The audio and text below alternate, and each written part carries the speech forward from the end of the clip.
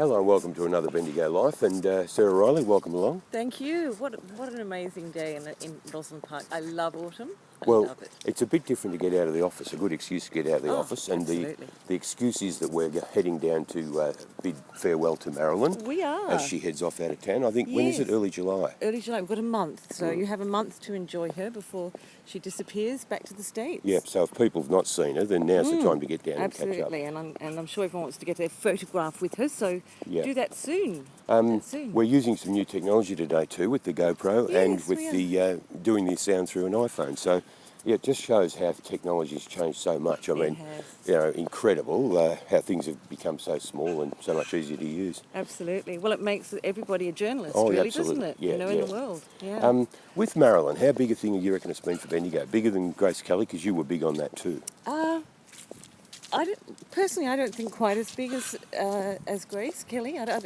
I mean, the fact that the statue's there, I think, has been probably more of an impact for people who didn't go. That surprised me, though. Not as big as Grace Kelly. I don't know. But that was just for me. I felt. Yeah. But what do you do to top it, though, Sarah? Have you heard any rumours about what they might have lined up next? What's next? I haven't, but I do know that there are things happening. But there's definitely some another big show coming soon. So we look forward to that. I don't think we'll have something in the square, at the same position in the Mall. But well, I know when we caught up with Tansy last, the point she made was a good one. I think they have to plan 2 or 3 years ahead. Oh, yes. Yeah, yes. It's not 6 months. It's not a year even. No. It's 2 or 3 years ahead, which is unbelievable. The logistics are just amazing to get things together. Yeah. So Sarah, with Marilyn, then we go back and we talk about her being a movie star and all that. Yeah. But she's as well known for her extracurricular activities in a way. I mean, she was. I look at Mum. Mum's 90, and Mum's got no time for her at all. I suppose she remembered her at that time. Yeah, she probably remembers her as a bit of a hussy, does. trying to find love. And there's a word Mum would relate to, the hussy thing. Hussy, yes. I can remember the word Mum used, and I won't use it here now. Yes. But I think today, it's so different today in one way because everything's so out in the open, whereas in her day, she probably got painted into a corner as the bad girl, when today, the way she behaved to a great extent would have hardly raised an eyebrow. Well, it wouldn't have raised an eyebrow. Not at all. And, the thing is, she was, I suppose, caught out in that sense, but there were people like Grace Kelly who was equally looking for love, and that's quite well known.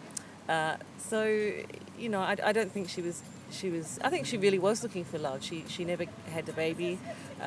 She always wanted one. She wanted a family, and and she was attracted to the president. He had that something about him, didn't he? It doesn't come much higher than the stakes than the president. No. You're aiming pretty high when you go for the president. There's something about power, they say.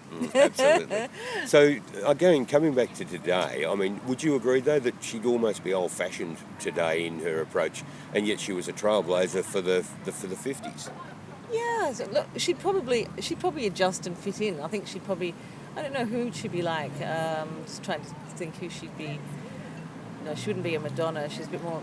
I don't know. I think she could fit in somehow. Maybe toned down a tad, but I think it's very sad. I think she had a bit of a sad life.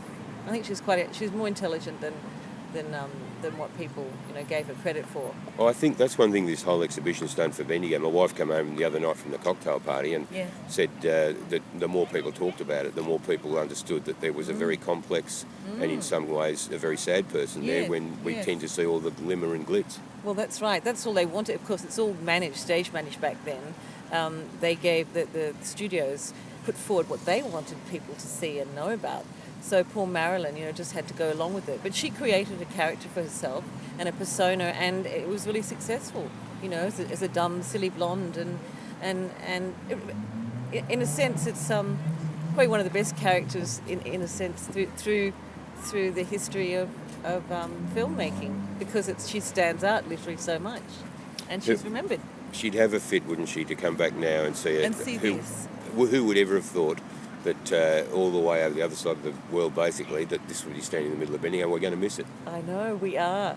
Yeah, just driving past at night time and you see her, lit really well, and I think it's going to be a very empty space. And I think the gentlemen of Bendigo are going to miss her very much.